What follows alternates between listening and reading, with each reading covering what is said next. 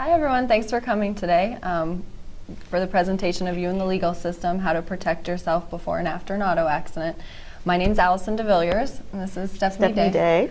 And we're with the law firm of Beckman, Weil, Shepardson. We're on the northwest corner of downtown, and our firm does a number of different practice areas, but Stephanie and I mostly specialize in, or not specialize, but practice personal injury. So we represent plaintiffs, who are the people that bring lawsuits against people who have caused harm. So whether it be because of an auto accident, because of defective medical product, we bring claims against insurance companies who aren't paying claims that we believe they should be paying. So we do different types of cases like that. So we're gonna talk to you about different things today. If you have any questions or comments, feel free to interrupt us, to ask questions. We're happy to entertain any questions that you have.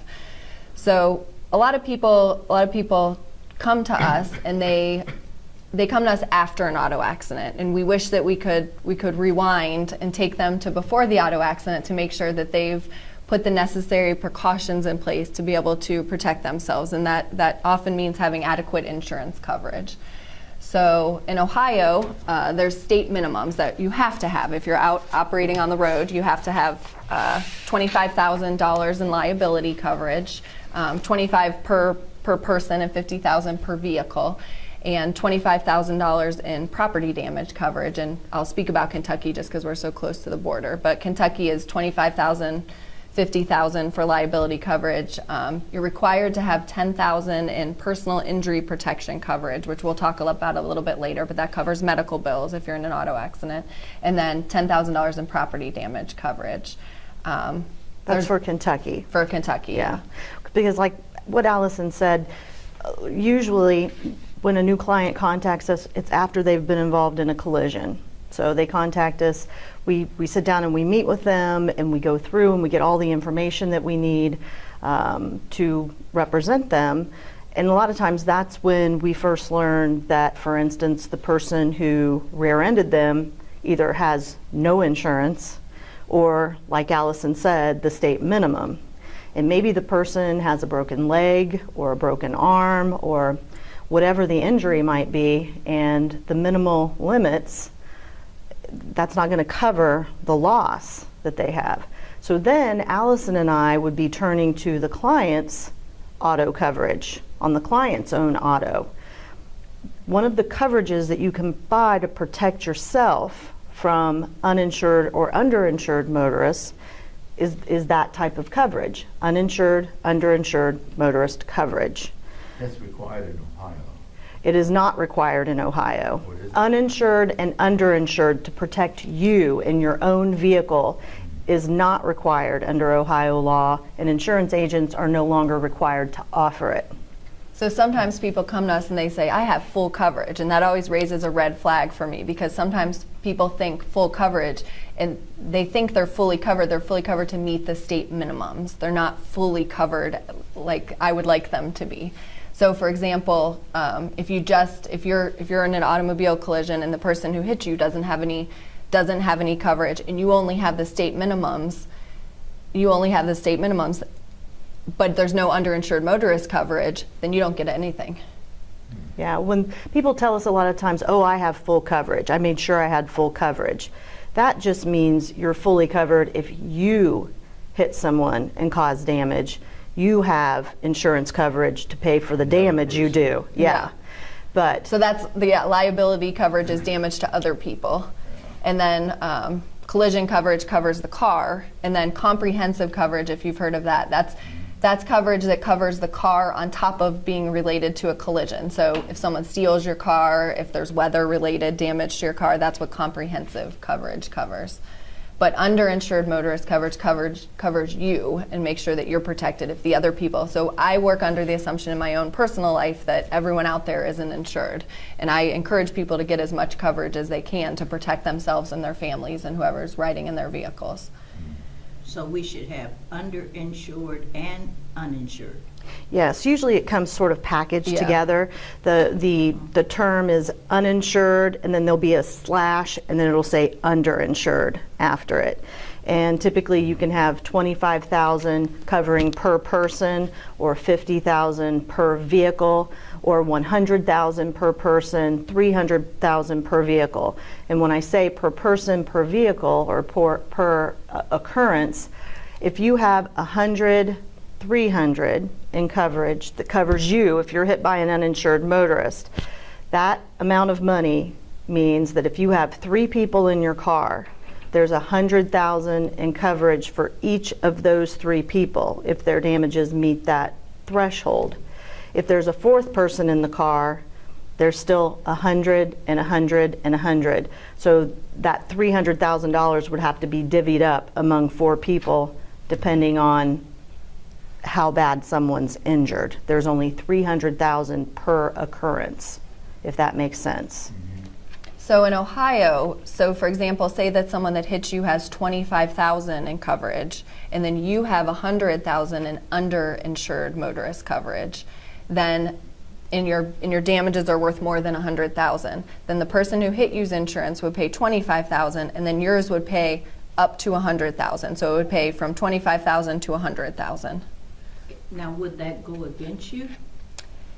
Meaning, would the insurance company raise your rates if you Right. use that coverage? So there is a statute in Ohio that says that if there's an accident that occurs that's not your fault, that essentially your insurance company can't hold that against you.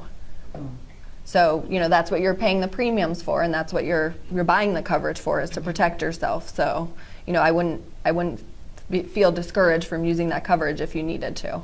Now, in other states, you can stack your coverage. So, for example, if someone had 25,000 and you had 100,000, it could go up to 125,000, but not Ohio.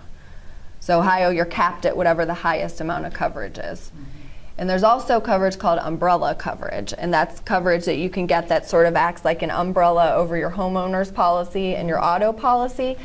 But you have to specifically ask for your homeowner's coverage or your umbrella coverage to make sure that it covers your underinsured motorist coverage, to be an umbrella over underinsured motorist coverage. But that's your home and your cars. Yes. Right. Yes. It's an umbrella over and above. An umbrella usually has $1 million, in coverage. So I always encourage people, don't just look at, if I get in a car wreck, is my car going to be able to be fixed? Think of yourself. That's more valuable than your car. So you want to make sure that whatever coverage you can afford, I would encourage you, within reason, I would encourage you to get, because you want to make sure that you're protected in case something bad happens. Yeah, you really have to be thinking about yourself and how to protect you and your family. Nobody's going to look out for you other than you. Yeah. So. And not to say, I don't want to say anything disparaging about any particular company, but I would say that just because someone has a flashy commercial, that doesn't mean that they're a good insurance company. It doesn't mean that, if they have a catchy slogan or a fancy commercial, that means that, that they're going to necessarily treat you right if an accident occurs. So, you should shop around and look at the different coverages and not just be wooed by what's on TV. So if you are unfortunately involved in an auto collision, say you're rear-ended, just because that's kind of the easiest to think about, what do you do? And I know some of you have been involved in auto crashes before, unfortunately. I would always encourage you, or we would, to, call the police, as, it might not be the most pleasant thing, or you were on your way to wherever and this is going to slow you down, but you're going to want a report. You want documentation that this happened, whether the other driver is cited or not. That'll be documentation that you can provide the other driver's insurance company, documentation that you can provide to your own insurance company. You want a report of that it actually occurred and what date it occurred. The next thing, go ahead. Another example. I had another case where a client's her vehicle was stolen, and the police would not write a report for whatever reason. It happened up north, but that caused her great difficulty in getting her car paid back because there was no police report. So when incidents like this happen, if you can get a police report, whether it be an auto accident or theft of your vehicle, make sure you get a police report. So do you go to the police? You can call 911 and Okay. they can come, and if that does not work, then you can also go to the police station and ask to file a report. Okay. Yeah. And if you are feeling uncomfortable or if you have some pain while you're at the scene of the crash, I always tell people it's a good idea to get checked out. Doesn't mean that you have to jump into an ambulance. A lot of clients tell me they didn't go by ambulance because clearly they didn't have any broken bones, they weren't bleeding anywhere, but they had terrible pain in their neck or their back or their shoulder or their hip or wherever it might be. It's always a good idea to get checked out, either by your family doctor, at the ER, at the urgent care, just to make sure you're okay. And if you do have an injury, then your family doctor or the orthopedist or whomever your family doctor might refer you to will make sure you stay on the right track to get better as soon as you can. But make sure you tell them that you had an auto accident. Make sure you tell them, if you hit the steering wheel or if your knees hit something or, if you hit the door, make sure that all that's recorded in your medical records, because that can be important down the road. If there is a claim. Yes. If that is something that you would decide to do.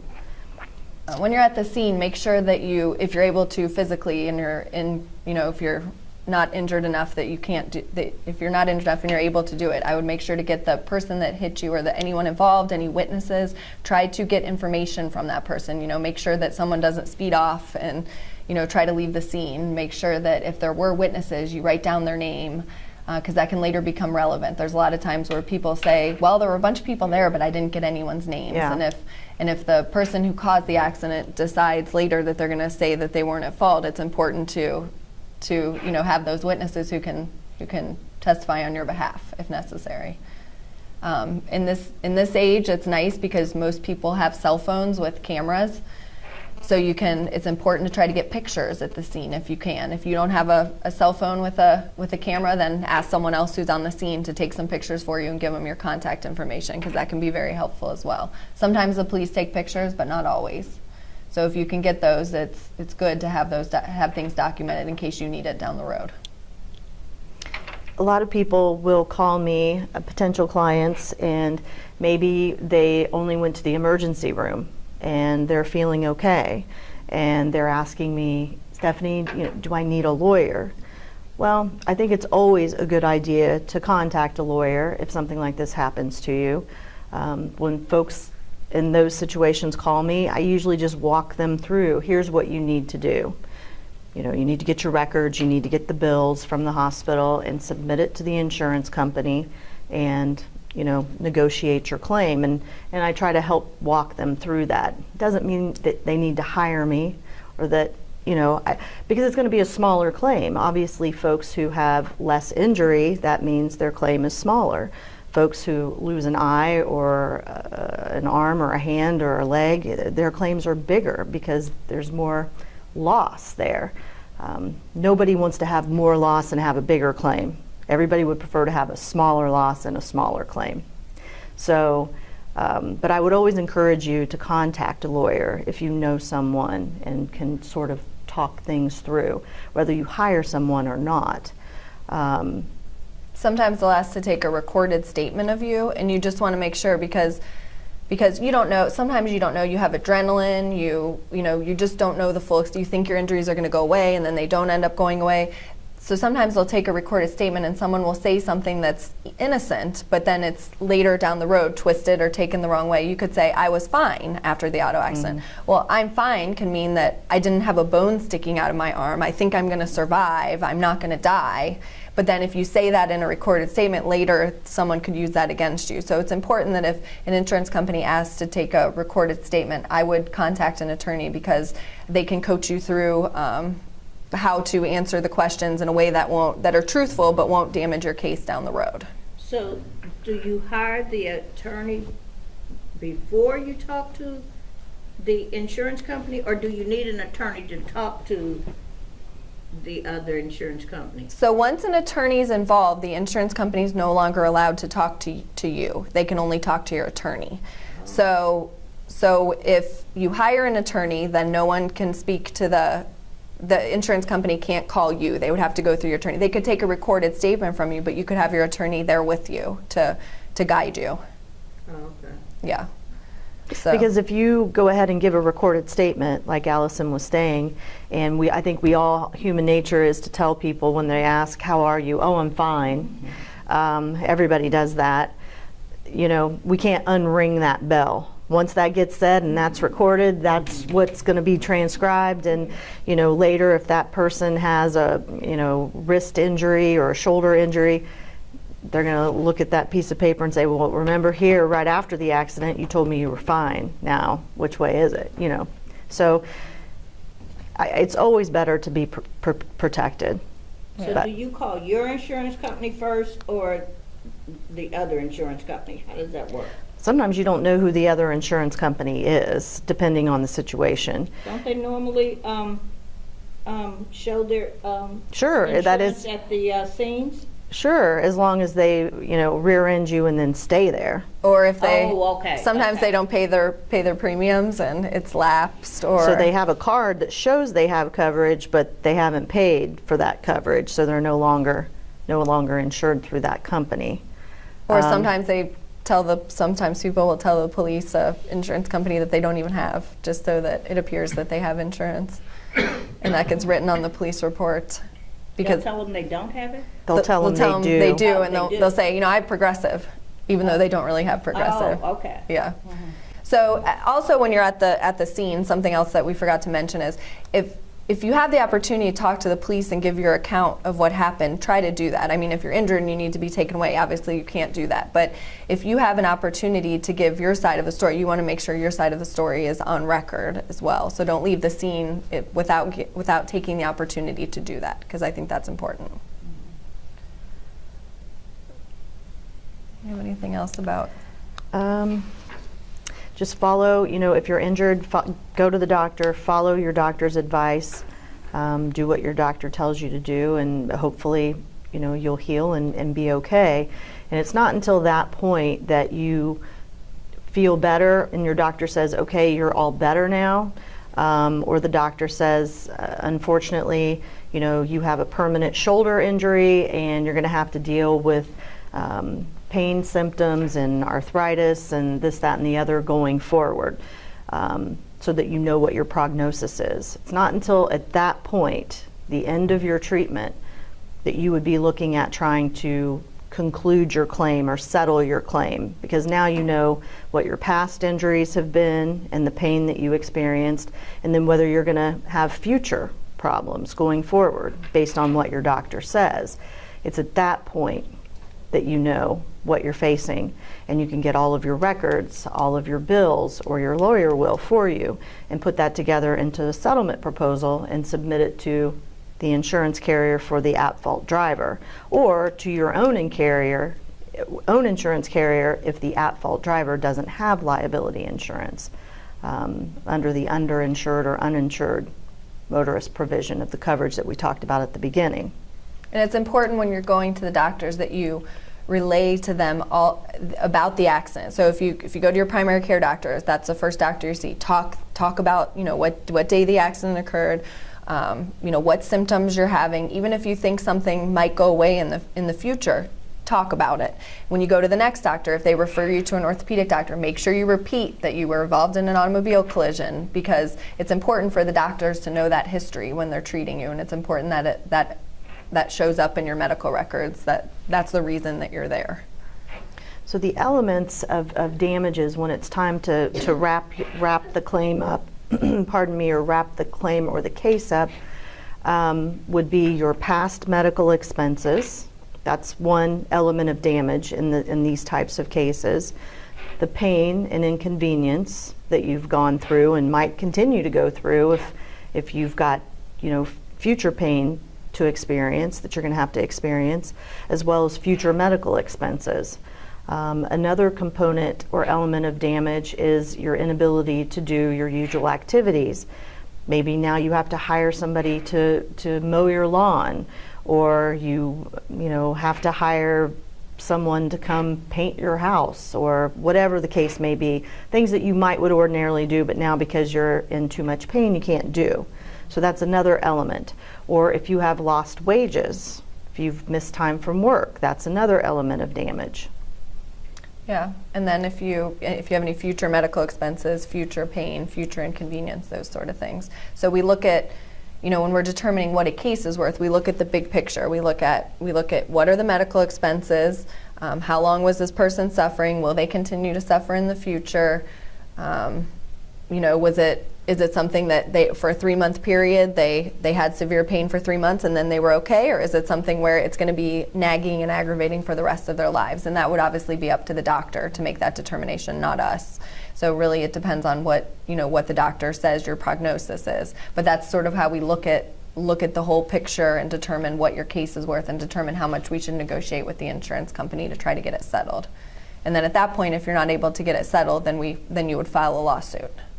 So we usually try to settle something out of court if possible before filing a lawsuit, but sometimes that's what you have to do. If you can't reach a conclusion or the statute of limitations is approaching, then that's your only option sometimes. What is the statute of limitation?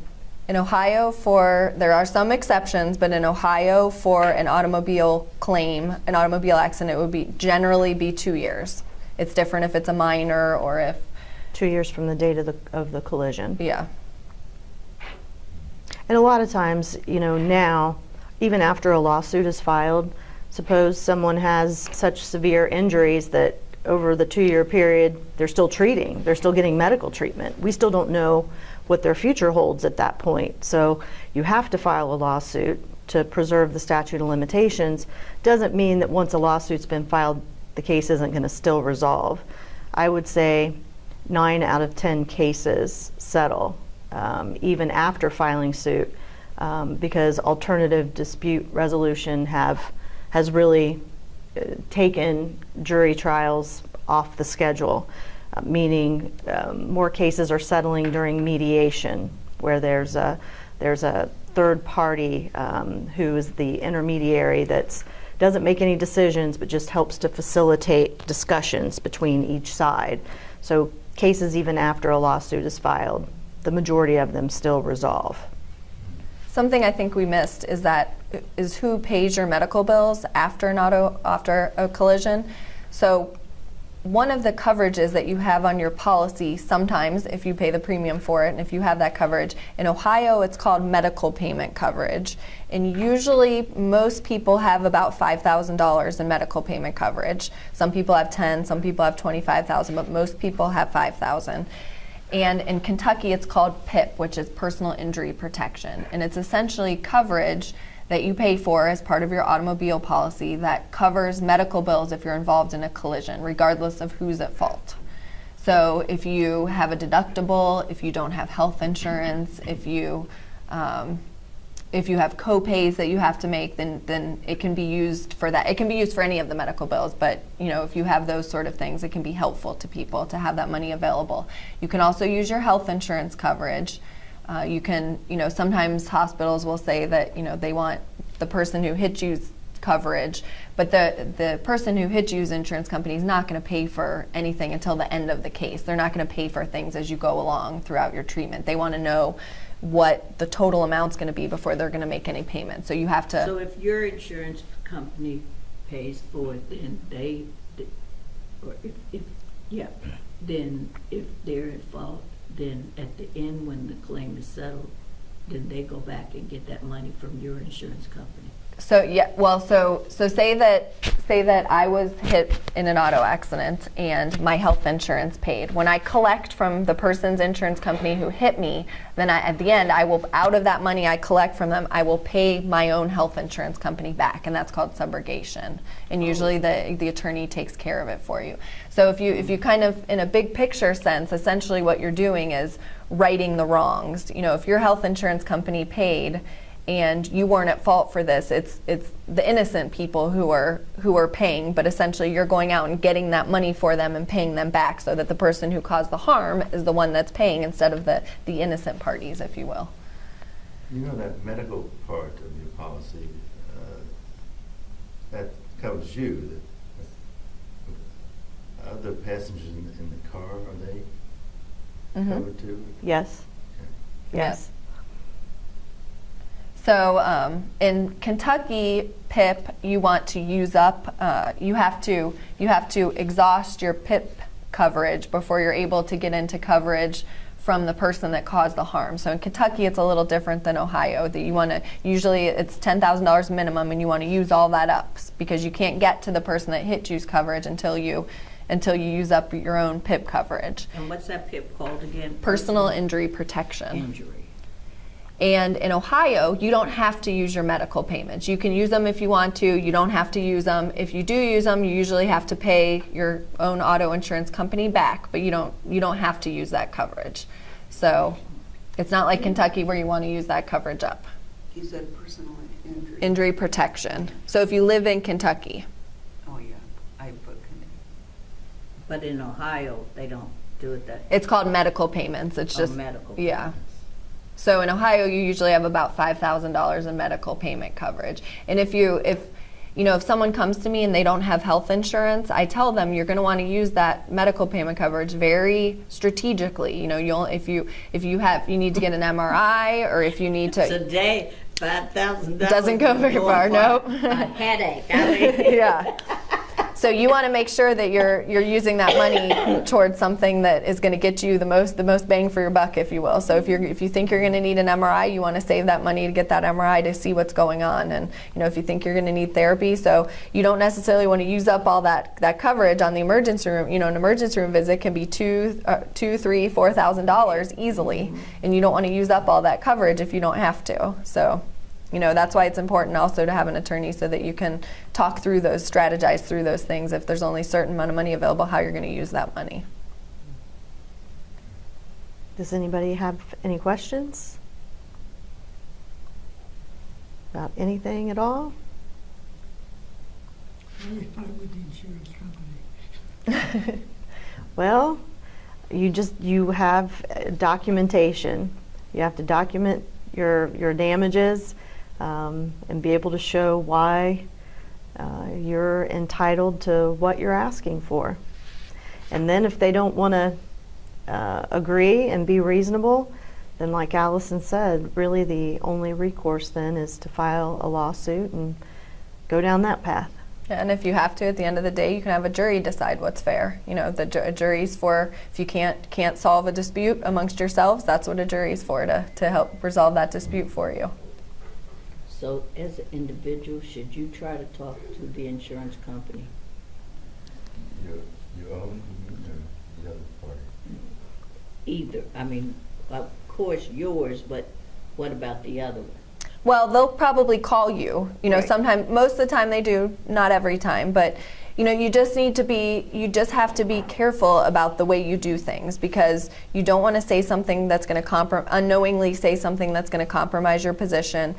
What an insurance company does at the beginning of a case is they set what's called a reserve. So they take an initial look at things and they decide, I think this case is worth this much. So if you say, well, I banged my wrist, I think it's going to be okay, and then you later learn that you need surgery, and they've set the reserve at a certain amount, it's difficult for them to, they're supposed to occasionally readjust the reserve, but it's easier if you've given them the right information from the get-go to set the proper reserve, and then it makes things smoother as you go along.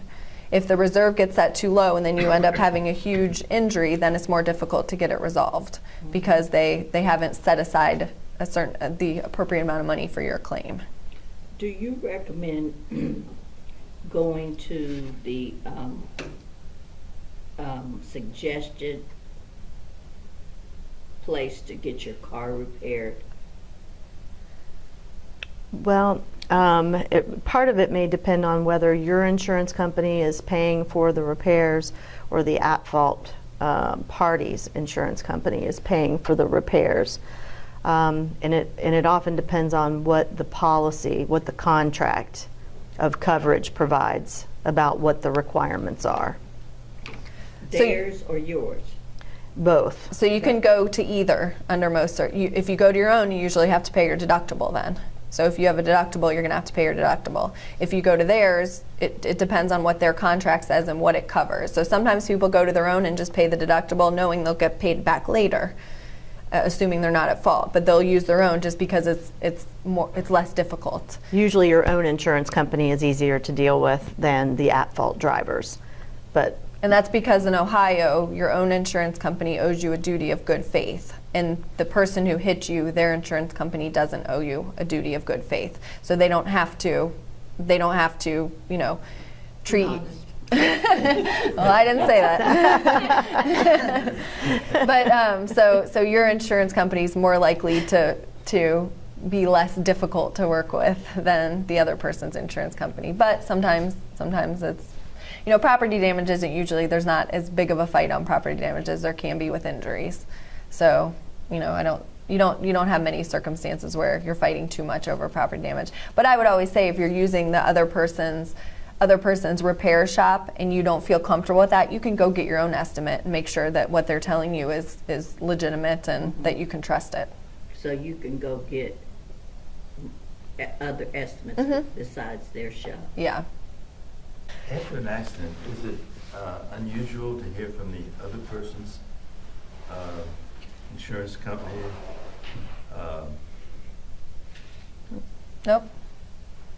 No, usually, well, I shouldn't say usually, but what should happen is that the at-fault driver would notify their insurance carrier Right. that there's been an accident or a collision, and here's who the person is that I hit, and so no. And then there would be a claim number assigned, and typically an adjuster would be trying to contact you.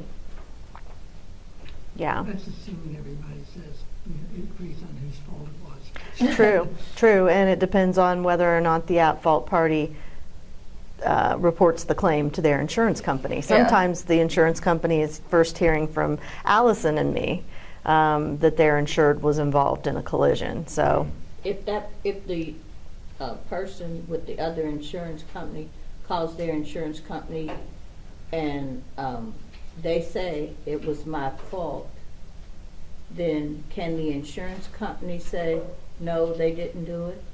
their own insured, Yeah.